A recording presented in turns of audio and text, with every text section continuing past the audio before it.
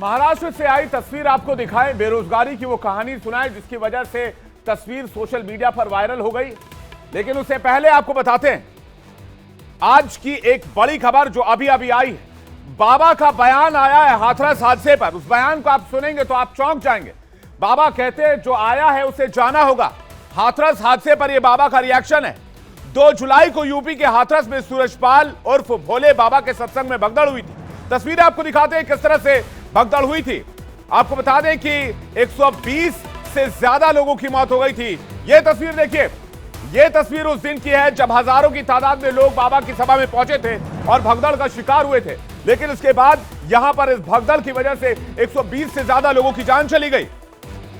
और बाबा कहां हैं उसके बाद किसी को नहीं पता था बाबा कहां हैं। लेकिन अब बाबा साकार हरि के पास इंडिया डेली पहुंच गया है। इंडिया डेली के पास बाबा के कमरे की तस्वीर है। मंच पर नहीं, बाबा और पत्नी बाबा साकार हरि का एक्सक्लूसिव वीडियो सामने आया। तस्वीर दिखाइए बाबा की तस्वीर आपको दिखाते हैं। अपने कमरे में बैठा हुआ बाबा कह रहा है जो आया है उसे जाना होगा। यह है बाबा साकार हरि की तस्वीर। हाथरस हादसे के बाद पहली बार बाबा और पत्नी साथ साथ चमत्कार की बात करने वाले बाबा कमरे में कैद हैं। बाबा साकार हरि के कमरे में इंडिया डेली पहुंचा है और इंडिया डेली से बातचीत में आज बाबा ने कहा जो आया है उसे जाना भी होगा। कोई आगे जाएगा, कोई पीछे जाएगा। संवेदनहीन की पराकाष्ठा आप इसे कह सकते हैं। अगर कोई इस तरह के बयान 121 लोग के मारे जाने के बाद अगर दे रहा है, इस तरह के बयान अगर जारी किए जा रहे हैं जो आया है उसे जाना होगा, इसे संवेदनहीनता ही कहा जा सकता है। इसके अलावा कोई और परिभाषा, कोई और शब्द ऐसे बयान के लिए नहीं है। लेकिन बाबा चमकदार क्रीज लगे हुए कपड़े पहने हुए हैं, गोल्डन फ्रेम का चश्मा पहना हुआ है बाबा ने। बाबा को ऐसा लग रहा है 121 लोगों के मारे जाने का कोई मलाल नहीं है। इसलिए बाबा कह रहे हैं जो आया है उसे जाना होगा। साथ में वकील हैं एपी सिंह, उनकी तस्वीर आप देख सकते हैं, साथ में उनकी पत्नी। और बाबा के जो बाल हैं वो पूरी तरह से ब्लैक कलर में डाई है, यानी कि बाबा की सेवा में या बाबा की लाइफस्टाइल में कहीं कोई कमी नहीं। और बाबा कहते हैं जो आया है उसे जाना होगा, यानी जो जिनको जाना था वो चले गए। बाबा अपनी ठाठ पर बरकरार है। बाबा के कपड़े देख लीजिए, बाबा का स्टाइल देख लीजिए, बाबा के बाल देख लीजिए। बाबा अपने वकील के साथ बैठे हुए हैं, मशवरा कर रहे हैं कि आगे इस केस पर करना क्या है। लेकिन बाबा से जब पूछा गया कि हाथरस हादसे पर आपका क्या कहना है, तो बाबा कह रहे हैं जो आया है उसे जाना होगा। कोई आगे जाएगा, कोई पीछे जाएगा। बाबा जो कह रहे हैं इसे सुनकर उन परिवारों का खून खौल जाएगा जिन्होंने अपनों को हाथरस की इस मौत की भगदड़ में खोया था। आपको सुनवाते हैं सबसे पहले बाबा का वो पूरा बयान।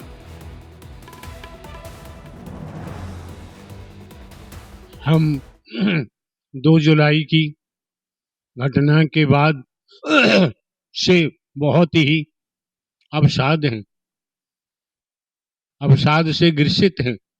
लेकिन होनी को कौन टाल सकता है। जो आया है उसे एक दिन तो जाना भी है, भले कोई आगे पीछे हो। तो पीड़ित परिवारों के बीच ना जाकर अपने कमरे के अंदर से मीडिया से बातचीत करना, मीडिया में बयान देना और यह कहना कि होनी को कौन टाल सकता है। 121 लोगों की जान चली गई भगदड़ में।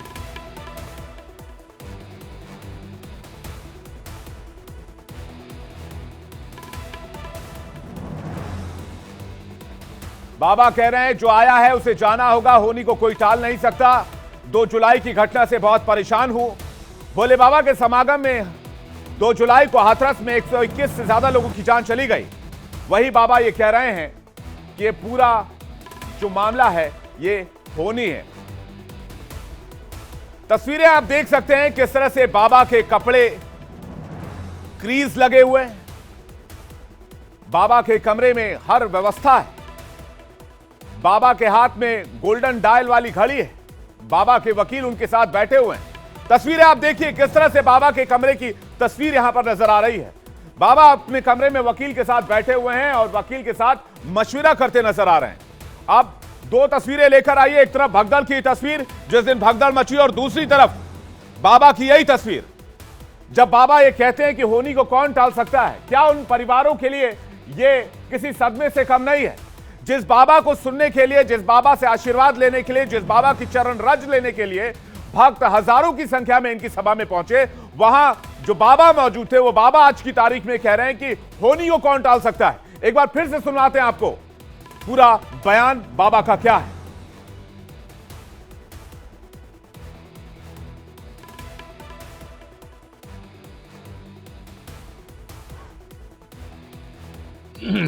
दो जुलाई की घटना के बाद से बहुत ही अवसाद हैं, अवसाद से ग्रसित हैं, लेकिन होनी को कौन टाल सकता है।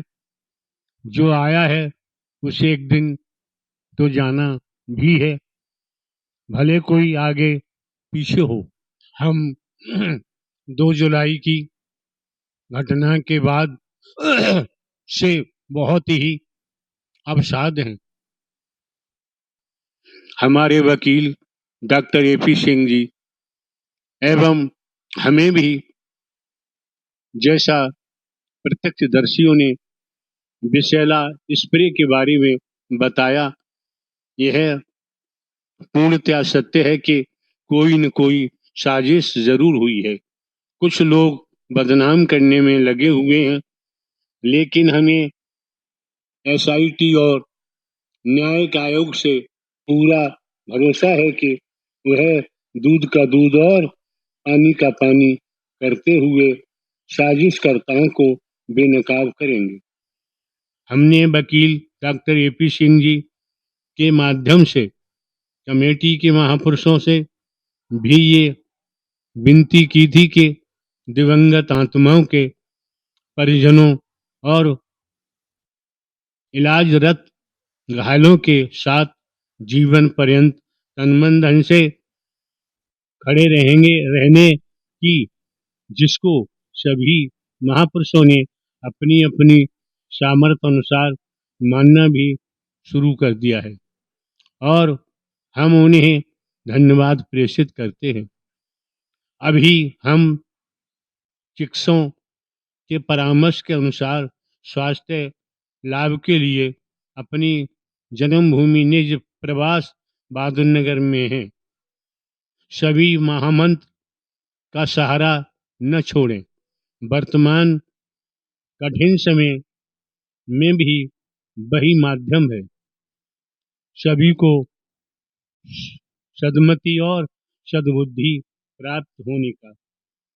नारायण साकार हर की संपूर्ण ब्रह्मांड में सदा सदा के लिए जय जयकार। न्यूज रूम से हमारे साथ इस वक्त हमारे सहयोगी अंजनी जुड़ रहे हैं, इसके अलावा हमारे साथ सहयोगी आशीष जुड़ रहे हैं और हमारे साथ खास मेहमान आचार्य राज मिश्रा जुड़ रहे हैं। सभी मेहमानों से बातचीत करेंगे, लेकिन सबसे पहले अंजनी का रुख करते हैं। अंजनी, पूरा मैटर क्या है और इतने दिन के बाद बाबा का सामने आना और ये कहना कि भाई ये तो होनी थी, इसलिए हो गई, जो लोग आए हैं वो लोग जाएंगे, ये संवेदनहीनता की पराकाष्ठा है। विवेक, 15 दिन बाद बाबा सामने आते हैं, वो भी खुद नहीं, अपने वकील एपी सिंह के जरिए आते हैं। जो स्क्रिप्ट लिखी थी वो उनके वकील ने, आप देखें विवेक ध्यान से, वो उसको पढ़ते नजर आए और फिर कह रहे हैं कि मैं स्वास्थ्य लाभ के लिए अपने गांव आया हूं, वहां स्वास्थ्य लाभ ले रहा हूं और यहां उनके तमाम जो श्रद्धालु हैं, जो उनको अपना परमात्मा मानते हैं, वो अस्पताल में भर्ती हैं, मौत की नींद सो गए और उनका इलाज वो कर नहीं पाए। और ठाट बाट भी देख लीजिए, हाँ, कपड़ों पर क्लीज, बाल में डाई, हाथ में गोल्डन चश्मा, जल से इलाज करते हैं लेकिन खुद स्वास्थ्य लाभ ले रहे हैं, उसी जल से अपना इलाज नहीं कर पाए। आज 15 दिन बाद आए तो संवेदना व्यक्त करने के बजाय कह रहे जो आया है वो जाएगा, सिद्धांत वाली बात करते रहे और ऐसे बाबाओं से सतर्क रहना पड़ेगा। अंजनी और ठाट बाट देख लीजिए, हाँ, कपड़ों पर क्रीज, सिल्क का शर्ट, बालों में डाई, चश्मे और गोल्डन फ्रेम वाला चश्मा। ये बता रहा है कि आप कह तो रहे हैं कि आप दुखी हैं, लेकिन अगर आप इतने दुखी हैं तो आप पीड़ितों के बीच होते, भक्तों के बीच होते। और बिल्कुल देखिए, इनके भक्त इनको परमात्मा मानते हैं, इन पे अटूट आस्था रखते हैं। इतने सब हो जाने के बाद भी वो कह रहे हैं, इनके भक्त भी यही कहते थे कि बाबा ने पहले ही कहा था कि कुछ होने वाला है, देखो वो हो गया। अब बाबा भी वही कह रहे हैं कि जो आया है वो जाएगा। लेकिन इन सब के बीच इनकी बॉडी लैंग्वेज देखिए, इनके चेहरे को देखिए, रीड करिए, इनको कोई अफसोस नहीं है कि 121 लोगों की जान चलेगी विवेक। और यही बाबा है, और ऐसे ही बाबा को सतर्क रहना पड़ेगा। अपने जल से अपना इलाज नहीं करा पाए, और अपना इलाज कराने के लिए वो अपने गांव में आराम ले रहे हैं, और इनके जो भक्त थे वो अस्पतालों में भर्ती थे। नहीं, उसमें से कई भक्त आज भी अस्पताल में ट्रीटमेंट उनका चल ही रहा होगा। आचार्य राज मिश्रा हमारे साथ। आचार्य जी, आप तो सनातन धर्म के झंडा बरदार माने जाते हैं, आप सभी संत सनातन धर्म को मजबूत करने के लिए कार्य करते हैं, लेकिन ये किस तरह की बात है जहां 121 लोगों की जान चलेगी, वहां ये कहना कि जो आया उसे जाना होगा, कोई आज जाएगा, कोई कल जाएगा, कोई आगे जाएगा, कोई पीछे जाएगा? फिर तो सिंपल सी बात है ना कि जो लोग रोड एक्सीडेंट में मारे जाते हैं या जिन लोगों को कोई मर्डर कर देता है, फिर तो भाई उन पर कोई केस होना ही नहीं चाहिए। फिर केस किस लिए कर रहे हो? वो तो जिसको जाना है वो तो जाएगा ही, है ना।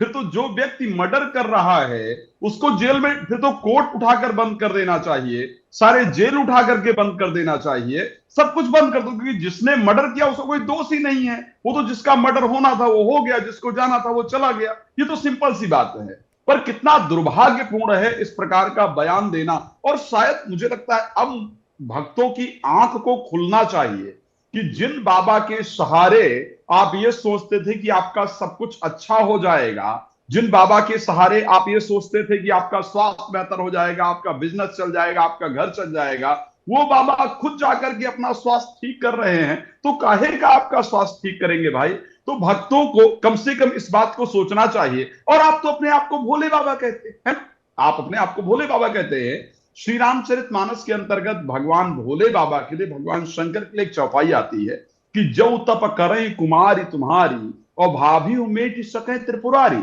भगवान शंकर यानी भोले बाबा सब कुछ परिवर्तित कर सकते हैं, ये उनके हाथ में है। तो भाई अगर आप में उनका थोड़ा सा भी अंश है, आप अपने आप को भोले बाबा कहते हैं, तो फिर आप कैसे नहीं परिवर्तित कर पाए भाई? और अगर आप परिवर्तित नहीं कर पाए तो फिर अपने आप को भोले बाबा कह क्यों रहे हैं? तो शायद ये कहीं ना कहीं जो लोग इस प्रकार की परिस्थिति में हैं, जो धर्म अंधता वाली परिस्थिति के अंतर्गत चले गए हैं, उनको इस बात को विचार करना होगा कि साहब पहचानिए, अपने कर्म पर भरोसा रखिए, अपना कर्म कीजिए। जो व्यक्ति आपको पर अगर अस्वस्थ हैं तो हॉस्पिटल जाइए, अपना स्वास्थ्य लाभ लेने का प्रयास कीजिए, अपने कार्य को बढ़ाने के लिए कर्म कीजिए, कर्म की आराधना कीजिए। देखिए आचार्य जी, संतों की भी भूमिका है। ये संत अपनी भूमिका से नहीं बच सकते हैं। अगर इस तरह के बाबा लाइमलाइट में आते हैं, हजारों लाखों के फॉलोअर्स बनाते हैं, करोड़ों फॉलोअर्स इनके बन जाते हैं, तो हमारे संतों की भूमिका बनती है कि ऐसे लोगों को जागरूक करें। आज की तारीख में अगर ये कह रहे हैं कि भाई जो आया है उसे जाना होगा, तो फिर ऐसे बाबाओं से बचने की आवश्यकता है। तो संत समाज इस पर क्या करेगा? देखिए, वो संत जो सनातन धर्म का झंडा बरदार है, जिसकी हाथों में सनातन धर्म की रक्षा दी गई है, सौंपी गई, अखाड़ा परिषद के हाथों में। आप एक चीज ध्यान रखिए, आप देखिए कुछ दिन पहले ही अखाड़ा परिषद की बैठक हुई है और वहां पर इस प्रकार का डिसीजन लिया गया है कि ऐसे लोगों का बहिष्कार किया जाएगा और ऐसे लोगों का बहिष्कार होना चाहिए। लेकिन एक बात हमेशा ध्यान रखिए, मैं कहता हूं रिस्पॉन्सिबल है, शायद ऐसे लोग रिस्पॉन्सिबल हैं, सरकार भी उसके लिए रिस्पॉन्सिबल है, सब लोग इसके लिए रिस्पॉन्सिबल है। कहीं ना कहीं अगर आज मैं इस बात को स्वीकार करता हूं कि अगर क्रिश्चियनिटी में लोग कन्वर्ट हो रहे हैं तो उसके लिए हमारा संत समाज, हमारा धर्म का समाज कहीं ना कहीं रिस्पॉन्सिबल है, क्योंकि हम अपने लोगों को नहीं रोक पा रहे हैं, जिस कारण से वो लोग वर्गला करके उनको अपने धर्म के अंतर्गत ले जा रहे हैं। या अगर ऐसे लोग लोगों को परिवर्तित करने में या लोगों को अंधेरे में रख करके अपने पाखंड के बल पर लोगों को अपने पास बुलाने के लिए तैयार हो जाते हैं, बुला पाते हैं, तो उसके लिए कहीं ना कहीं धर्म समाज रिस्पॉन्सिबल है। लेकिन मुझे लगता है कि सबकी जरूरत है, सबको चाहिए, जो लोग अपने घरों में बैठे हुए हैं, भाई किस धर्म का, किसी भी ग्रंथ के अंदर, किसी धर्म ग्रंथ के अंतर्गत श्री रामचरितमानस उठा लिया जाए, श्रीमद् भागवत उठा लिया जाए, शिव पुराण उठा लिया जाए, भगवान ने स्वयं को नहीं कहा कि मैं भगवान हूं। अब आप सोचिए, भगवान ने स्वयं को नहीं कहा कि मैं भगवान हूं। कोई संत की बात, संत की पहचान की जाए, वाल्मीकि जी की बात की जाए, गोस्वामी तुलसीदास जी की बात की जाए, श्री रामकृष्ण परमहंस जी की बात की जाए, जितने भी संतों की बात की जाए, संत रविदास की बात की जाए, किसी ने यह कहा कि मैं भगवान हूं? सबने ये कहा कि भगवान का मार्ग है। भगवान होने का दावा क्यों और किस लिए? ये मंशा भी उजागर होनी चाहिए आचार्य जी, और इस पर भी बात होनी चाहिए। मैं यही तो कह रहा हूं, ऐसे लोग, क्योंकि लोग भोले भाले हैं, लेकिन इतने भी भोले नहीं होने चाहिए कि यदि कोई अपने आप को भगवान है। भाई देखो, उसने तो बनाया ही इसीलिए है, उसने अपने आप को तैयार ही ऐसे लिए किया है कि मैं भोले भाले लोगों को बरगला करके अपने पास तक लेकर के आ जाऊंगा। लेकिन हम लोग वो हिंदुस्तानी जो शायद सबसे बुद्धिमान है, मैं मानता हूं, और एक टमाटर खरीदने के लिए वो 10 बार उस सब्जी वाले के टमाटर को चेक करता है, वो अपने गुरु को सेलेक्ट करने में इतनी बड़ी भूल कैसे कर रहा है? शास्त्र कहता है पानी पियो छान करके और गुरु करो जान करके। तो भाई सबसे इंपॉर्टेंट है कि लोगों को अवेयर होना, लोगों के अंदर अवेयरनेस आनी चाहिए, लोगों को सोचना होगा। लोगों के साथ साथ हमारे संतों को भी अवेयरनेस फैलाने की जिम्मेदारी लेनी चाहिए और ऐसे बाबाओं के प्रति जागरूक करना चाहिए। फिलहाल बहुत शुक्रिया आचार्य जी आपका हमारे साथ जुड़ने के लिए, और अंजनी आपका भी बहुत बहुत धन्यवाद इस खबर पर अपडेट हम तक पहुंचाने के लिए। लेकिन जिस एक्शन की बात यहां आचार्य जी कर रहे हैं वो क्या है? 2025 में प्रयागराज में कुंभ का आयोजन होना है, लेकिन इस बार अखाड़ा परिषद उन संतों की एंट्री नहीं चाहता है जो संत खुद को भगवान बताते हैं, जो संत खुद को कहते हैं मैं भगवान का अवतार हूं, मैं खुद भगवान हूं। ऐसे लोगों को, ऐसे बाबाओं को अखाड़ा परिषद बैन करना चाहता है, अखाड़ा परिषद उन पे रोक लगाना चाहता है। तस्वीरें आपको दिखाते हैं। सबसे पहले कुंभ की तस्वीर कुछ ऐसी इस बार आपको नजर आएगी, तो इसमें ऐसे बाबाओं की एंट्री रोकने की कोशिश होगी जो खुद को भगवान कहते हैं, भगवान का अवतार कहते हैं। इस देश में ऐसे लोगों की संख्या बहुत ज्यादा है, ऐसे बाबाओं की संख्या बहुत ज्यादा है जो चमत्कार करने का दावा करते हैं, लेकिन उन संतों को अब कुंभ में एंट्री नहीं मिलेगी जो सनातन धर्म का पालन नहीं करते हैं, अखाड़ा परिषद के नियमों को नहीं मानते हैं। अखाड़ा परिषद ने 13 संतों को अखाड़ा से निष्कासित भी कर दिया है। 112 संतों को नोटिस दे दिया गया, यानी संत समाज में एक तरह से सफाई अभियान की शुरुआत हुई।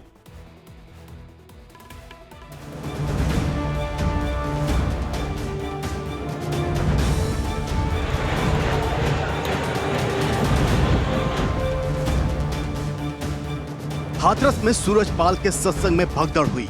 123 लोगों ने अपनी जान गंवा दी, जिसके बाद जनता में ऐसे बाबाओं के खिलाफ रोष है।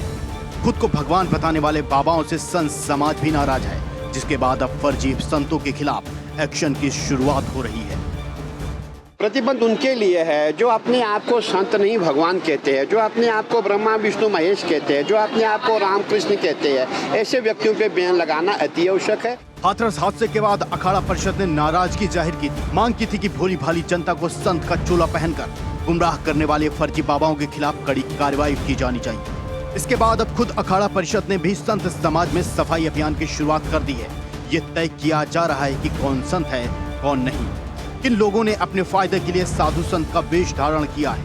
सनातन के विरोध में जो कार्य कर रहे हैं, जैसे हमारे कुछ ऐसे भी लोग हैं जो मंच पे बैठ के अल्लाहू अकबर पढ़ते हैं।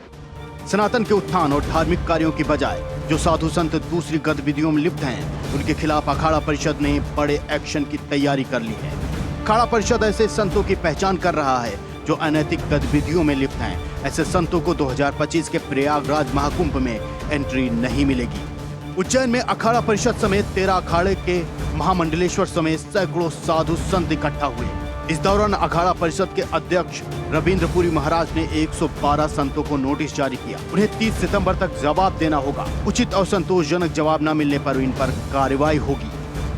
अखाड़ा परिषद के अध्यक्ष महंत रविंद्रपुरी के मुताबिक 6 संतों की आंतरिक जांच में कई महामंडलेश्वर और संत खरे नहीं उतरे। अखाड़ा परिषद संतों की गतिविधियों की समय समय पर जांच कराता है और कार्रवाई करता है। जिन संतों को नोटिस जारी किया गया है उनमें जूना अखाड़े के 54 संत, निरंजनी अखाड़े के 24 और निर्मोही अखाड़े के 34 संत शामिल हैं। इनमें 13 महामंडलेश्वर, 24 मंडलेश्वर और महंत शामिल हैं। संतों को नोटिस देने के पीछे रविंद्रपुरी महाराज ने तर्क दिया कि कई लोग खुद को उपासक पुजारी नहीं बल्कि भगवान मानने लगे हैं। ब्रह्मा विष्णु महेश कह रहे हैं।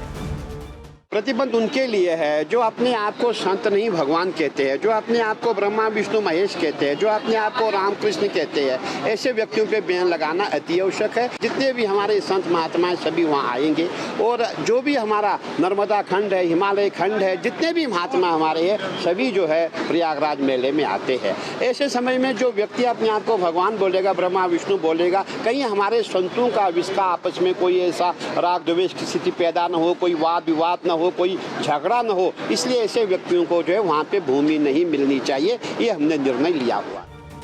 इसके अलावा अखिल भारतीय अखाड़ा परिषद ने अखाड़ों की आंतरिक जांच में खरे नहीं उतरे 13 संतों पर कड़ी कार्रवाई करते हुए अखाड़ों से निष्कासित कर दिया है। इन संतों की गतिविधि सनातन धर्म और अखाड़ों की रीति रिवाज के खिलाफ मिली है। जिन संतों पर कार्रवाई हुई है उनमें कुछ महामंडलेश्वर भी शामिल है। अखाड़ा परिषद ऐसे संतों से नाराज है जो सनातन का नहीं बल्कि मुस्लिम धर्म का प्रचार करते हैं। हमने ये कहा था कि जो भी महामंडलेश्वर जो भी अपने आप को जो है सनातन के विरोध में जो कार्य कर रहे हैं, जैसे हमारे कुछ ऐसे भी लोग हैं जो मंच पे बैठ के अल्लाहू अकबर पढ़ते हैं, जो जितने भी हमारे श्रद्धालु हैं उनको सनातन की ओर नहीं बल्कि वो जो हमारी मुस्लिम संस्कृति है उनकी ओर रास्ता दिखाते हैं। ऐसे व्यक्तियों का विरोध करना अति आवश्यक है। चलिए आगे बढ़ते हैं। उत्तर प्रदेश से एक ब्रेकिंग न्यूज इस वक्त मिल रही है, सीधे ब्रेकिंग न्यूज का रुख करते हैं। ब्रेकिंग न्यूज लेकर आई हो, यूपी को लेकर दिल्ली में मैराथन बैठक हुई है। पीएम मोदी और अमित शाह से मिले भूपेंद्र चौधरी। भूपेंद्र चौधरी यूपी बीजेपी अध्यक्ष, पीएम मोदी से करीब 1 घंटे तक मुलाकात हुई है। भूपेंद्र चौधरी की तस्वीर इस वक्त आप देख रहे हैं इस तरफ और प्रधानमंत्री नरेंद्र मोदी की तस्वीर। आपको बता दें, भूपेंद्र चौधरी ने यूपी में हार की जिम्मेदारी ली है। सूत्रों के हवाले से कहा जा रहा है भूपेंद्र चौधरी ने इस्तीफे की पेशकश भी की है, यह भी सूत्रों के हवाले से दावा किया जा रहा है। तो क्या उत्तर प्रदेश में बाबा फुल एक्शन में दिखेंगे? क्या योगी आदित्यनाथ फुल पावर में नजर आने वाले हैं? क्या योगी आदित्यनाथ विधानसभा उपचुनाव और 2027 के लिए मिशन मोड में लग गए?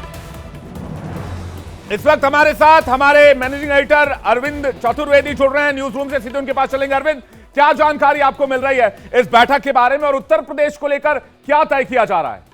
विवेक, देखिए, हमारी जो जानकारी है उसमें मैं आपको ये बताना चाहता हूं कि यूपी में अब सब कुछ जो भी कुछ चल रहा था सबका पटाक्षेप हो गया है और मुख्यमंत्री योगी आदित्यनाथ को ये कहा गया है कि विधानसभा उपचुनाव को हर हाल में जीतना है और इसके लिए बाकायदा उनको रणनीति बनाकर दे दी गई है कि आपको कैसे कैसे काम करना है। आप देखिए कि आज सुबह का जो घटनाक्रम है, सवेरे 11 बजे के आसपास बहुत सारे जो विधायक हैं उनकी बैठक बुलाई गई, उसमें मंत्री भी शामिल थे। बैठक में उन सभी लोगों की बातचीत को सुना गया और उसके बाद शाम को योगी आदित्यनाथ राज्यपाल से मिलने के लिए जाते हैं, उनको सावरकर की पुस्तक भेंट करते हैं और इस दौरान और भी कई निर्णय होते हैं। जैसे कांवड़ यात्रा को लेकर एक बड़ा निर्णय योगी आदित्यनाथ ने किया जिसमें कहा गया कि जो भी दुकानदार होंगे वो अपनी दुकानों के सामने अपने नाम की पट्टिका लगाएंगे। उसके अलावा ठेले और जो खुमचे होंगे उस पे भी जो लोग सेवा करते हुए अपना सामान बेचते हुए दिखाई देंगे वो भी अपने नाम की पट्टिका लगाएंगे। यानी अब ये कोई कंफ्यूजन नहीं होगा कि कौन मुसलमान है या कोई अन्य, जिससे किसी तरह का कोई विवाद ना हो। कल का घटनाक्रम हम लोग पहले विवेक एक सिरे से देखते हैं, उसके बाद आज जो कुछ हुआ वो मैं आपको अंदर की खबर बताता हूं कि अंदर की खबर क्या है। कल जिस तरीके से आपने देखा कि जेपी नड्डा से पहले केशव प्रसाद मौर्य मिलते हैं, उसके बाद वो ट्वीट करते हैं, उसके बाद राजनीति गर्मा जाती है, चारों तरफ चर्चा होनी शुरू हो जाती है कि आखिर ऐसी कौन सी बात हो गई। उसके बाद भूपेंद्र चौधरी जो है मुलाकात करते हैं गृह मंत्री के साथ, उसके बाद उसके पहले गृह मंत्री जो है प्रधानमंत्री के साथ मुलाकात करते हैं और उसके बाद देखिए उत्तर प्रदेश में अलग हलचल चल रही है और दिल्ली में अलग हलचल चल रही है और आज शाम को इस हलचल का पटाक्षेप योगी आदित्यनाथ के गवर्नर के साथ मिलने के साथ ही खत्म हो गया। क्योंकि अब जो सबसे महत्वपूर्ण बात है कि उत्तर प्रदेश में जो 10 विधानसभा के उपचुनाव होने हैं उसमें किस तरह से निर्णय होने हैं, योगी आदित्यनाथ को पूरा अधिकार दे दिया गया है। और मैं आपको ये बताना चाहता हूं बड़े स्पष्ट रूप से कि योगी आदित्यनाथ अब पूरी ताकत के साथ सरकार चलाते हुए नजर आएंगे। न कोई रोक है, न कोई टोक है, न कोई सवाल है, न कोई टीका है, न कोई टिप्पणी है। क्योंकि शाम को आपने देखा होगा कि केशव प्रसाद मौर्य ने जो ट्वीट किया था उसको हटा लिया और उसके बाद विपक्ष किस तरीके से हमलावर हो गया ये भी आप लोगों ने देखा होगा कि लेकिन अरविंद सबसे बड़ी बात इस बात को लेकर है कि केशव प्रसाद मौर्य दिल्ली में आकर मुलाकात करते हैं, भूपेंद्र चौधरी दिल्ली में आकर मुलाकात करते हैं, योगी आदित्यनाथ लखनऊ में रहते हैं। तो क्या एक तरह से, और ये बात प्रधानमंत्री तक भी पहुंची है, ये भी सोर्सेज के हवाले से, सूत्रों के हवाले से जानकारी मिली, तो क्या इस मामले में एक तरह से इंटरवीन करके बीजेपी ये कोशिश कर रही है कि पहले उपचुनाव और उसके बाद 2027 के टारगेट को लेकर चला जाए, न कि छोटी मोटी खींचतान में फंसा जाए? देखिए, ये बहुत आवश्यक है कि जब आपके पास कमान होती है तब आप बड़े निर्णय कर सकते हैं। जो कमियां हैं निश्चित रूप से इन नेताओं ने अपने बड़े जो आला कमान है, जो आका हैं, उनको बताई होगी और उस पे सॉल्यूशन निकाला गया होगा। इस तरीके से आप देखिए कि उत्तर प्रदेश में मोड पूरा चेंज हो गया, किस तरीके से सारी चीजें खुल के बाहर आने लगी। और मेरा ये मानना है कि योगी आदित्यनाथ, जिनकी काम करने की शैली बहुत अटैकिंग है, वो फ्रंट फुट पर आके उन्होंने खेलना शुरू कर दिया और आपने देखा कि एक के बाद एक दूसरे फैसले, तीसरे फैसले होते गए। लेकिन यहां पर यह भी मैं कहना चाहूंगा कि किस तरीके से प्रधानमंत्री योगी के साथ योगी आदित्यनाथ का अलाइनमेंट है। और यहां पर मैं यह भी कहना चाहूंगा कि प्रधानमंत्री की इस पूरे मामले में बहुत अहम भूमिका है। इसको ये किसी को जानकारी इस बात की नहीं होगी, लेकिन पीएम की बड़ी अहम भूमिका इसमें उन्होंने निभाई है। और मैं समझता हूं कि ये जो सब कुछ हुआ है उसमें प्रधानमंत्री ने जो निर्णय लिया है उसी का ये परिणाम है कि सारे मामले का पटाक्षेप हो गया और सबको कह दिया गया कि अब यानी अरविंद, एक लाइन में समझने की कोशिश करें तो अब योगी आदित्यनाथ फुल एक्शन में, फुल पावर में आ चुके हैं फिर से। निश्चित रूप से विवेक, मेरी जो सूचना है, मेरी जो जानकारी है उसके अनुसार योगी आदित्यनाथ जो फिलहाल 10 जो उपचुनाव की सीटें हैं उसको जिताने का काम करेंगे। उसके बाद 2027 की तैयारी में लग जाएंगे। और इंपॉर्टेंट यह है कि बाकी जो छोटे छोटे बदलाव होने हैं वो राजनीति में लाजमी है, होते रहते हैं। उससे मैं नहीं समझता कि कोई बहुत बड़ा इफेक्ट या प्रभाव पड़ने वाला है। बहुत बहुत धन्यवाद अरविंद आपका हमारे साथ जुड़ने के लिए और तमाम जानकारी हम तक पहुंचाने के लिए और तमाम अपडेट्स दर्शकों से और हमसे साझा करने के लिए। आगे बढ़ रहे हैं, इस खबर पर हमारी नजर आएगी। यूपी से जो भी खबर आएगी हम आप तक पहुंचाएंगे। लेकिन मुंबई एयरपोर्ट से आज जो तस्वीर सामने आई दोस्तों, वो परेशान करने वाली है, वो डराती है, विचलित करती है, सोचने पर मजबूर करती है कि ये भीड़ 22,000 की नौकरी के लिए पहुंची। ये तस्वीर आप देखिए, युवाओं का रेला चल रहा है। ऐसा लग रहा है जैसे कोई रैली बुलाई गई है। नौकरी की तलाश में आए हुए ये लोग, मुंबई की तस्वीर, मुंबई जो देश की आर्थिक राजधानी है, वहां से आई ये तस्वीर सोचने पर मजबूर करती है कि रोजगार इस देश में आज की तारीख में एक अहम मुद्दा है और बेरोजगारी एक समस्या। इससे पहले गुजरात से कुछ ऐसी तस्वीर सामने आई थी, वो तस्वीर भी आपको दिखाते हैं जिसमें लोग नौकरी के लिए एक कंपनी के सामने भीड़ लगा देते हैं, मारामारी करते हैं और रेलिंग तक को तोड़ देते हैं। 10 सीट के लिए यहां हजारों युवा पहुंच गए थे। दोनों तस्वीर आपको फुल स्क्रीन दिखाते हैं। मुंबई की तस्वीर देखिए और साथ ही साथ गुजरात की तस्वीर देखिए, जिसके बाद विपक्ष मोदी सरकार पर हमलावर है, रोजगार को लेकर सवाल उठाए जा रहे हैं और ये दोनों तस्वीर सोशल मीडिया पर इस वक्त डिबेट का विषय बने हुए हैं।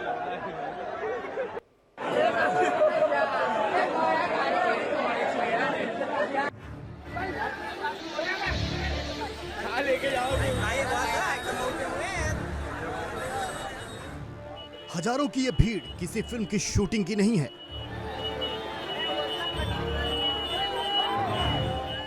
ये लोग किसी फिल्म स्टार या किसी सेलिब्रिटी को देखने के लिए भी नहीं पहुंचे हैं।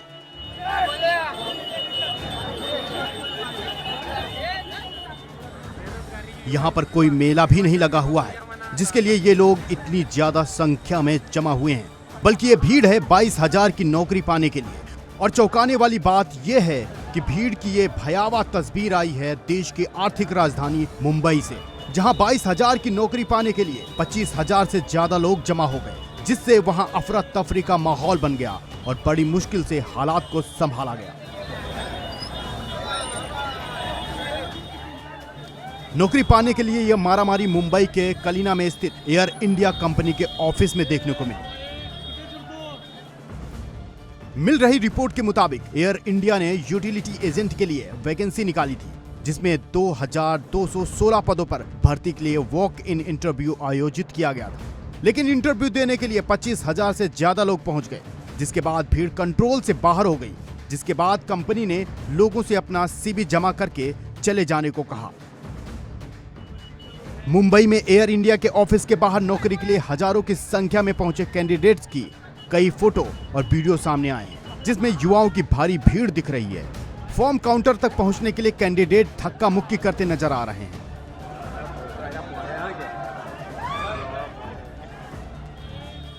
कुछ कैंडिडेट तो अपनी जान बचाने के लिए पेड़ पर भी चढ़ गए। रिपोर्ट्स के मुताबिक आवेदकों को बिना भोजन और पानी के घंटों इसी तरह से इंतजार करना पड़ा। ऐसे में कई की तबीयत भी खराब होने लगी।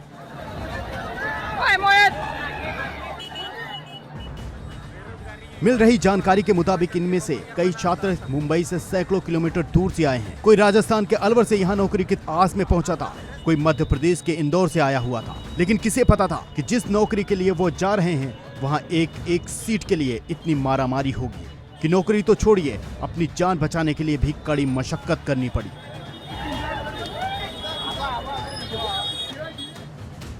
एयरपोर्ट में लोडर के पद पर भर्ती होने वाले कर्मचारी प्लेन में सामान चढ़ाने उतारने के साथ ही बैगेज बेल्ट और रैंप ट्रैक्टर चलाने का काम करते हैं। एक प्लेन में सामान, कार्गो, फूड सप्लाई के लिए कम से कम 5 लोडरों की जरूरत होती है और एयर इंडिया ने भी इसी के लिए वैकेंसी निकाली थी। लेकिन एक सीट के लिए इतने दावेदार पहुंच गए कि उन्हें संभालना मुश्किल हो गया। एयर इंडिया के कर्मचारी इतनी ज्यादा भीड़ को देखकर घबरा गए, जिसके बाद भीड़ को काबू करने के लिए पुलिस को बुलाना पड़ा और बड़ी मुश्किल से इस भीड़ पर काबू पाया गया।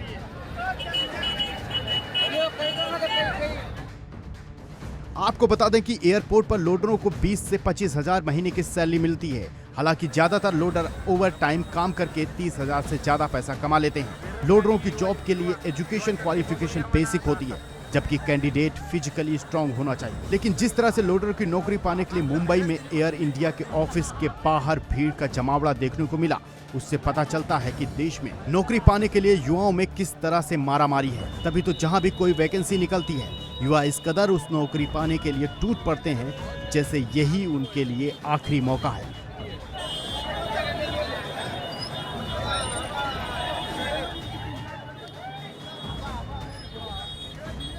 तभी पहले गुजरात में एक कंपनी की छोटी सी नौकरी के लिए हजारों की भीड़ जमा हो गई थी और अब मुंबई में एयर इंडिया की 22,000 वाली एयरपोर्ट लोडर के लिए 25,000 से ज्यादा युवा जमा हो गए। वो तो गनीमत थी कि समय रहते भीड़ को काबू कर लिया गया, नहीं तो कोई बड़ा हादसा हो सकता था।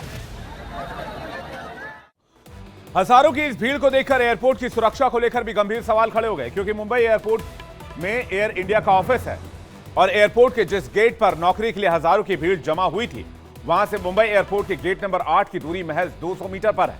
गेट नंबर 8 से मुंबई एयरपोर्ट आने जाने वाले वीआईपीज की एंट्री और एग्जिट कराई जाती है। ऐसे में वीआईपीज की सुरक्षा को लेकर भी सवाल उठने लगे।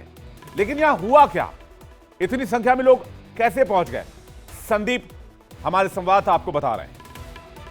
सबसे बड़ी बात यह है कि यहाँ पर ठीक पास में ही 8 नंबर का गेट है, जहाँ पर मुंबई में कई ऐसे वीआईपीज पहुँचते हैं तो जिनको बाहर निकलने के लिए और भीतर जाने के लिए यही एकमात्र रास्ता है। सवाल इस बात को उठाया जा रहा है कि यहाँ पर हज़ारों की संख्या में लोग पहुँचते हैं और ऐसी स्थिति में वीआईपी गेट की सुरक्षा व्यवस्था का क्या? क्योंकि सवाल इसी को लेकर पूछा जा रहा है कि इतनी बड़ी तादाद में लोग एयरपोर्ट के इस छोर पर पहुंचते हैं, ठीक वहां से लगभग 200 मीटर की दूरी पर जो गेट नंबर 8 है, वहां पर वीआईपीज की एंट्री और एग्जिट पॉइंट है, तो उनकी सुरक्षा का क्या?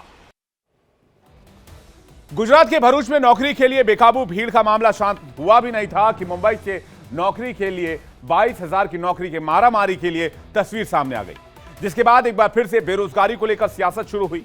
कांग्रेस ने ट्वीट कर केंद्र के साथ साथ महाराष्ट्र सरकार और गुजरात सरकार को भी लपेट लिया। पहला ट्वीट देखिए। नौकरी के लिए बेकाबू भीड़ वाली मुंबई की तस्वीर वायरल होने के बाद कांग्रेस के ट्विटर हैंडल से मुंबई और गुजरात की तस्वीर के साथ एक ट्वीट किया गया, जिसका कैप्शन दिया गया, मोदी का रिकॉर्ड तोड़ रोजगार। साथ ही कांग्रेस के ट्विटर हैंडल से एक और ट्वीट दिया गया, जिसमें बेरोजगारी दर से लेकर युवा किस तरह से नौकरी के लिए परेशान है, यह लिखा गया। कांग्रेस ने लिखा कि नरेंद्र मोदी खुलेआम झूठ बोल रहे हैं कि हमने 4 से 5 साल में रिकॉर्ड तोड़ रोजगार दिया, जबकि हकीकत यह है कि देश में बेरोजगारों में 83% युवा हैं। देश में दर्जनों पेपर लीक हो रहे हैं, 30 लाख सरकारी पद खाली हैं।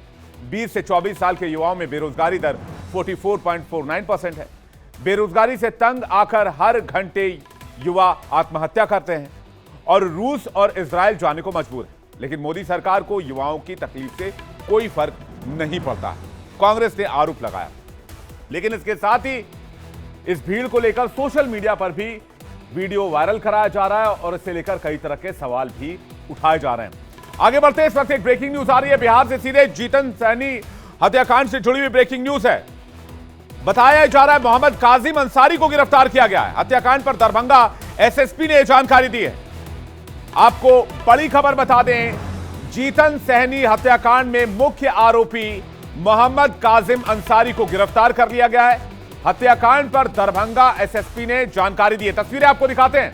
कल जब यह खबर आई थी हमने आपको डिटेल से दिखाई थी और उस तस्वीर में हमने आपको दिखाया था, हमारे सहयोगी ने आपको वहां से रिपोर्ट भी दिखाई थी जिसमें घर भी दिखाया गया था जहां पर जीतन सहनी की हत्या की गई थी। लेकिन हत्याकांड पर दरभंगा एसएसपी ने जानकारी दी है।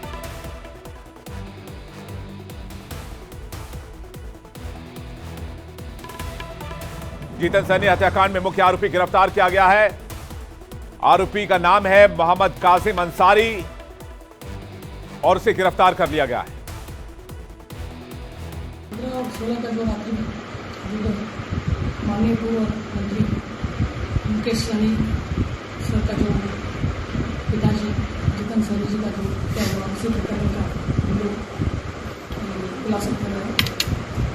इसमें एक गिरफ्तारी हुआ है, उनका नाम है मोहम्मद कासिम अंसारी, पिता शकील अंसारी, टोला अफजल्ला, सुपोल बाजार। तो इनका मोटिव है जो उन्होंने 2022 में 1 लाख रुपए सूद लिया था, ब्याज लिया था और 2023 में 50,000 ब्याज लिया था। टोटल 1,50,000 4% इंटरेस्ट के हिसाब से लिया गया था और ये बढ़ते जा रहा था और इनका कपड़ा का दुकान था बंद हो गया था, बेरोजगार हो गए थे और 3 दिन जो पैसा ज़्यादा हो गया था और उनका जो ज़मीन का जो कागज वो गिरवी रखे थे और वो 3 दिन पहले झगड़ा हुआ था उनके साथ, मृतक जीतन सहनी जी के साथ। वो वाद विवाद हुआ इसी के चलते कि आप ब्याज कम करिए या उसको माफ़ करिए और हमारा कागज़ वापस करिए, उसी के चक्कर में। तो पुलिस के बयान के हिसाब से आपसी विवाद की वजह से, पैसों के लेन देन की वजह से जीतन सहनी की हत्या की गई और मुख्य आरोपी को गिरफ्तार कर लिया गया। यानी कि बिहार पुलिस का दावा है कि जीतन सहनी हत्याकांड में केस का पटाक्षेप कर दिया गया है और पैसों के लेन देन को लेकर यह विवाद हुआ था जिसकी वजह से जीतन सहनी की हत्या की गई। कल ही हमने आपको बताया था कि वहां पर जीतन सहनी कुछ लोगों को पैसे भी दिया करते थे। यह रिपोर्टर से जानकारी भी हमारे पास आई थी। यह विवाद उसी पैसे को लेकर बताया जा रहा है जो पुलिस की तरफ से अभी तक बयान सामने आया है। आगे बढ़ते हैं, बात अरविंद केजरीवाल की। अरविंद केजरीवाल को आज भी कोर्ट से राहत नहीं मिली। सुप्रीम कोर्ट में सुनवाई हुई, सीबीआई ने दलील दी। अरविंद केजरीवाल की तरफ से अभिषेक मनु सिंह भी पेश हुए, उन्होंने भी दलील दी और आपको बता दें कि हाई कोर्ट में सुनवाई काफी लंबे समय तक हुई जिसमें यह दावा किया गया कि सीबीआई जानबूझकर अरविंद केजरीवाल को कस्टडी में रखना चाहती है, जबकि सीबीआई ने कहा कि उसके पास मजबूत दस्तावेज हैं और उनके पास आधार है अरविंद केजरीवाल से पूछताछ करने के लिए। इसके पीछे कोई पॉलिटिकल वेंडेटा नहीं है, कोई सियासी मंशा नहीं है।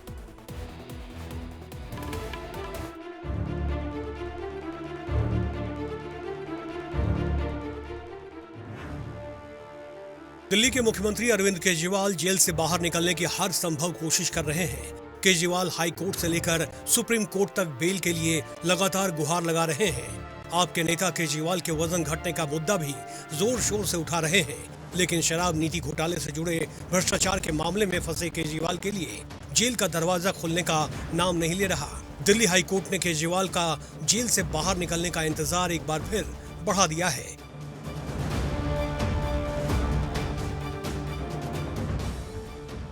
केजरीवाल की याचिका पर दिल्ली हाई कोर्ट में एक बार फिर से सुनवाई हुई, जिसमें कोर्ट ने तमाम दलीलें सुनने के बाद अपना फैसला सुरक्षित रख लिया है।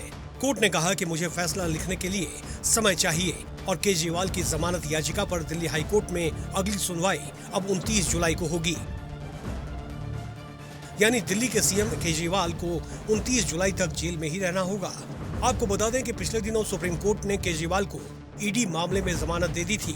केजरीवाल इस वक्त सीबीआई की गिरफ्त में है। ऐसे में केजरीवाल ने अपनी गिरफ्तारी को दिल्ली हाई कोर्ट में चुनौती दी थी और उसी पर दिल्ली हाई कोर्ट में सुनवाई हुई। मुहर्रम के मौके पर अदालतों में छुट्टी थी। ऐसे में दिल्ली हाई कोर्ट में जस्टिस नीना बंसल कृष्णा की बेंच ने मामले की सुनवाई की। केजरीवाल की जमानत अर्जी पर दिल्ली हाई कोर्ट में 4 घंटे से ज्यादा तक सुनवाई चली। इस दौरान केजरीवाल की ओर से पेश हुए वकील अभिषेक मनु सिंघवी ने कहा कि केजरीवाल की गिरफ्तारी एडिशनल इंश्योरेंस अरेस्ट है और ये तब है जब दिल्ली के सीएम को 3 बार इस मामले में राहत मिल चुकी है। सिंघवी ने कहा कि सीबीआई के पास ऐसे कोई सबूत नहीं है जिससे उन्हें गिरफ्तार किया जा सके, लेकिन सीबीआई को लगा है कि केजरीवाल ईडी मामले से बाहर आ सकते हैं, इसलिए सीबीआई ने उन्हें गिरफ्तार कर लिया। जिस पर सीबीआई ने कोर्ट को कहा है कि उसके पास केजरीवाल के खिलाफ कई सबूत हैं और केजरीवाल से जो 9 घंटे तक पूछताछ की गई थी उसकी भी ऑडियो वीडियो रिकॉर्डिंग मौजूद है। सीबीआई ने अरविंद केजरीवाल की जमानत का विरोध करते हुए दिल्ली हाई कोर्ट में अपना जवाब दाखिल करते हुए ये भी कह दिया कि केजरीवाल के अधिकारियों के साथ गहरी सांठगांठ है और केजरीवाल के आम आदमी पार्टी के सहयोगी और उनकी पत्नी गवाहों को परोक्ष रूप से प्रभावित करने के लिए झूठी कहानी पेश कर रहे हैं, इसलिए केजरीवाल को गिरफ्तार किया गया। दिल्ली हाई कोर्ट में केजरीवाल के वकील और सीबीआई की सारी दलीलें पूरी हो चुकी है। कोर्ट ने दोनों पक्षों को सुन लिया है और अब 29 जुलाई को ही ये साफ हो पाएगा कि केजरीवाल के लिए जेल का दरवाजा खुलता है या नहीं। केजरीवाल की जमानत अर्जी पर सुनवाई के दौरान केजरीवाल के वकील अभिषेक मनु सिंघवी ने कोर्ट में पाकिस्तान के पूर्व प्रधानमंत्री इमरान खान का जिक्र किया। सिंघवी ने कहा, हाल ही में इमरान खान को रिहा किया गया था, लेकिन उन्हें दूसरे मामले में फिर से गिरफ्तार कर लिया गया। हमारे देश में ऐसा नहीं हो सकता।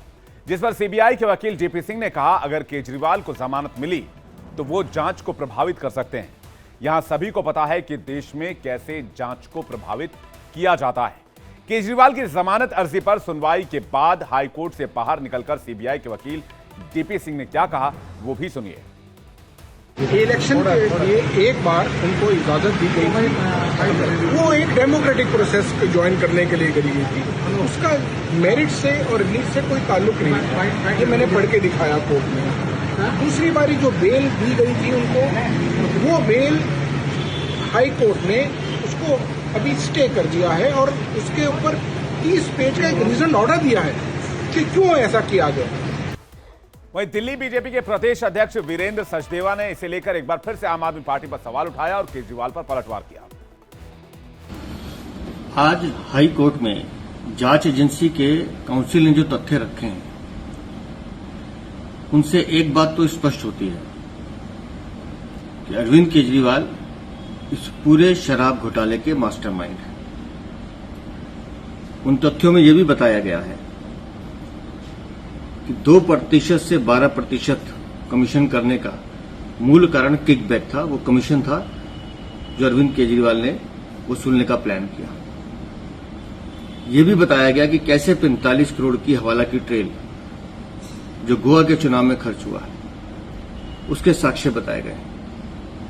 क्यों विजय नायर, जो अरविंद केजरीवाल का मुख्य सहयोगी है, उसको एक सरकारी बंगला, मंत्री का बंगला दिया जाता है रहने के लिए? उसका कोई जवाब अरविंद केजरीवाल के पास नहीं। केजरीवाल की जमानत अर्जी पर 4 घंटे तक हाईकोर्ट में तीखी बहस हुई। एक दूसरे पर आरोप प्रत्यारोप का दौर चला, जिसमें केजरीवाल के वकील सिंघवी ने अपनी ओर से हर वो दलील दी जिससे केजरीवाल को जमानत मिल सके, लेकिन सीबीआई के वकील जेपी सिंह ने भी सिंघवी के सभी दलीलों का बखूबी काउंटर किया, जिस वजह से केजरीवाल की जमानत अर्जी वाली याचिका पर कोर्ट ने अपना फैसला सुरक्षित रखा है। इसलिए कोर्ट में क्या क्या हुआ उसकी एक एक डिटेल आपके सामने रखते हैं। अरविंद केजरीवाल के वकील सिंघवी ने कहा, केजरीवाल सीएम है, आतंकवादी नहीं है। केजरीवाल पहले ही जेल में थे, फिर अरेस्ट क्यों किया गया? ये एक इंश्योरेंस अरेस्ट की तरह है। डीपी सिंह जो कि सीबीआई के वकील हैं, उन्होंने कहा कि ये कौन तय करेगा कि जांच कैसे की जाती है? केजरीवाल या उनके वकील तो तय नहीं करेंगे कि जांच कैसे हो। सीबीआई को अधिकार है कि कब किस आरोपी को गिरफ्तार करे। फिर केजरीवाल के वकील ने कहा कि केजरीवाल को जेल से बाहर नहीं आने देना चाहते। सीबीआई नहीं बता पाई गिरफ्तारी क्यों की गई। आर्टिकल 21 और 22 की अनदेखी की गई है। फिर सीबीआई के वकील ने कहा कि केस में शुरुआत में केजरीवाल की भूमिका साफ नहीं की। केजरीवाल को गिरफ्तार करने का यह सही समय था। इस पर केजरीवाल के वकील ने कहा कि जमानत देने से धरती हिल नहीं जाएगी। केजरीवाल के खिलाफ कौन सा सबूत है, ये सीबीआई को बताना चाहिए। फिर सीबीआई के वकील ने कहा कि जानबूझकर आबकारी नीति 2021-22 में बदलाव और हेराफेरी। सवाल यह है कि कौन जांच को प्रभावित कर सकता है। जांच को रोकने की कोशिश की गई है, यानी कि दोनों तरफ से कोशिश थी। सीबीआई की कोशिश थी कि वो अपने केस को और मजबूती से रखे। अरविंद केजरीवाल के वकील की कोशिश थी कि किसी तरह से अरविंद केजरीवाल को जमानत दे दी जाए। फिलहाल फैसला कोर्ट में सुरक्षित रख लिया गया है। अब देखना है इस पर कोर्ट क्या फैसला करता है। आइए आगे बढ़ते हैं और बात करते हैं आज की एक और बड़ी खबर की। वो खबर जिस पर पूरा देश गुस्से में है, देश चिंतित है। कहते हैं इंसान की फितरत नहीं बदलती। यह बात पाकिस्तान में बैठे आतंकी आकाओं पर भी पूरी तरह फिट बैठती है। भारतीय सेना ने कश्मीर के आतंकी सपोलों को तो मिट्टी में दफन कर दिया। कश्मीर घाटी में आतंकियों के मददगार भी जानब पहुंच गए, लेकिन पाकिस्तान में बैठे आतंकी आकाब आईएसआई के साथ मिलकर जम्मू को दहलाने की बार बार नापाक कोशिश कर रहे हैं। यह तस्वीर आप जम्मू की देख रहे हैं, जहां पर सर्च ऑपरेशन जारी है। जम्मू के हालात कभी इस तरह के नहीं हुआ करते थे। वहां छिटपुट घटनाएं हुआ करती थी, लेकिन कभी आतंकवाद इतनी बड़े तौर पर, इतने बड़े पैमाने पर नहीं पनपा था। लेकिन अब जम्मू रीजन को दहशत से जो है एक तरह से दहशत में घेरने की प्लानिंग की जा रही है। आईएसआई अपनी तंजीमों, लश्कर-ए-तैयबा जैसे और जैश जैसे आतंकी संगठन के साथ मिलकर बार बार हमले करा रही है। लेकिन पाकिस्तान में बैठे आतंकी भूल गए कि अगर उनकी फितरत आतंक फैलानी है तो हिंदुस्तान की फितरत घर में घुसकर आतंकवाद का सफाया करना भी जानता है भारत। और ये नया भारत है, इसलिए पाकिस्तान को यह बात समझ लेनी चाहिए कि एक और बड़ा जवाब पाकिस्तान के इन आतंकियों को, इन सपोलों को जो पीओके में बैठकर आतंक की दुकान चला रहे हैं, बहुत जल्द मिलने वाला है। आतंकवादियों के अड्डे में घुसकर मारेंगे, ये नए भारत की नीति है। आतंक को हरा कर ही हम दम लेंगे, ये हमारा संकल्प है।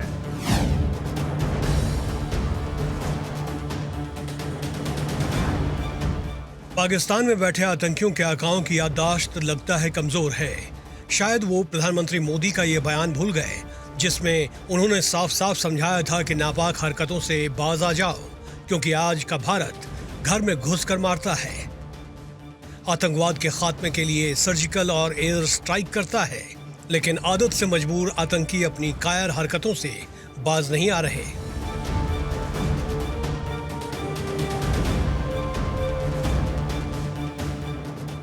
पांच अगस्त 2019 को अनुच्छेद 370 इतिहास बन गया था, जिसके बाद जम्मू कश्मीर में पूरी तरह से शांति हो गई थी।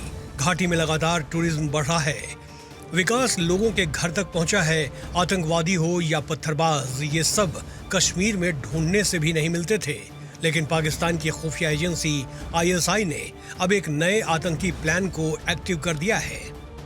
हालांकि आईएसआई का नया प्लान कश्मीर में अभी भी नहीं चल रहा, जिसके चलते कश्मीर घाटी अभी भी लगभग शांत है, लेकिन जम्मू क्षेत्र अशांत है।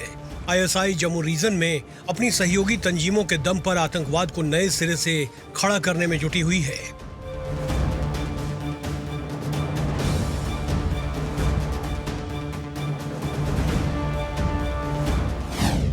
हाल के दिनों में जम्मू रीजन में आतंकी घटनाओं में जबरदस्त इजाफा हुआ है। डोडा में मुठभेड़ में एक मेजर समेत 4 जवान शहीद हुए, तो एक हफ्ते पहले कठुआ में सैन्य वाहनों पर आतंकी हमले में 5 जवानों ने शहादत दी। जम्मू रीजन में इस साल अब तक 11 जवान अपना बलिदान दे चुके हैं। अपने इंडियन एयरफोर्स का भी एक जवान शामिल है।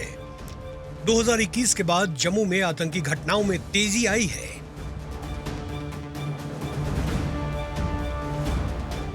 जम्मू में सुरक्षा बलों पर बढ़ते आतंकी हमलों के पीछे आईएसआई की सोची समझी रणनीति है, और आईएसआई की इस नापाक साजिश में देश के गद्दार भी शामिल हैं। कुछ लोकल लोग आतंकवादियों की मदद कर रहे हैं, जिसके चलते आतंकी हमला कर छिपने के लिए जंगल का बेहतर इस्तेमाल कर रहे हैं। पाकिस्तानी सेना के रिटायर्ड सैनिकों से ट्रेनिंग लिए ये आतंकी अब की बार किसी स्लीपर सेल के यहाँ पनाह नहीं ले रहे, जिसके चलते आतंकवादियों के मददगारों की गर्दन दबोचने में थोड़ी परेशानी आ रही है।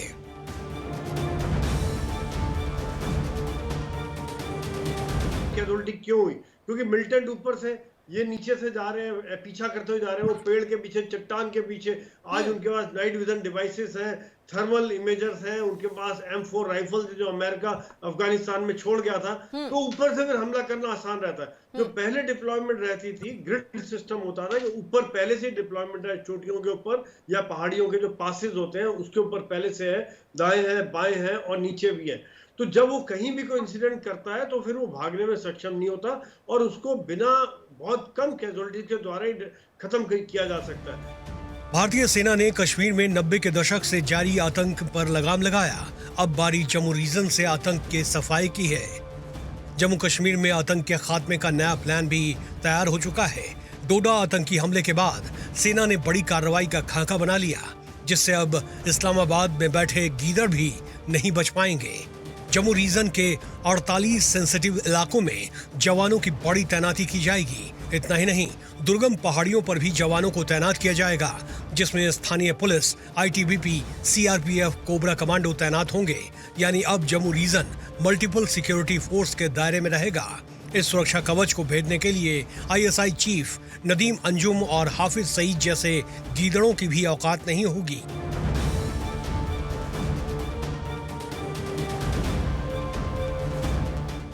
कश्मीर से आर्टिकल 370 हटने के बाद कश्मीर की तस्वीर बिल्कुल बदल गई है।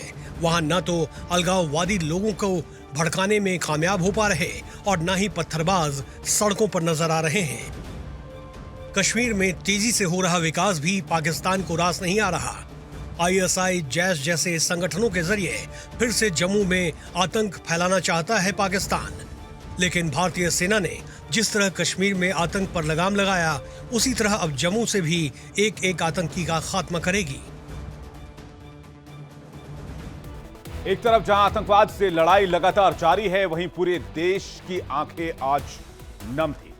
जम्मू कश्मीर में शहीद हुए जवान को लेकर पूरे देश में गुस्सा और गम का माहौल है। राजस्थान के झुंझुनू जिले के दोनों जवानों का सैन्य सम्मान के साथ अंतिम संस्कार किया गया। तस्वीरें मैं आपको दिखाता हूं। जैसे ही जवान तिरंगे में लिपटकर अपने गांव पहुंचे, परिजनों की हिम्मत जवाब दे गई। शहीद विजेंद्र सिंह दौराता झुंझुनू के डुमोली कला के रहने वाले थे और अजय सिंह भी इसी इलाके के भैंसवाता कला के रहने वाले थे। विजेंद्र सिंह का पार्थिव शरीर जब उनके घर पहुंचा तो उन्हें देखकर मां बिलख पड़ी। विजेंद्र सिंह के बेटे ने अपने दादा की गोद में बैठकर पिता के अंतिम दर्शन किए। पत्नी अंकिता बार बार पति के पार्थिव शरीर से लिपटकर रो रही थी।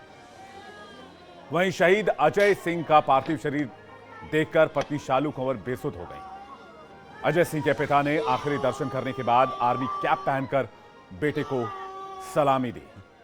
भाई को तिरंगे में लिपटा देखकर अजय सिंह की बहन बेहोश हो गई।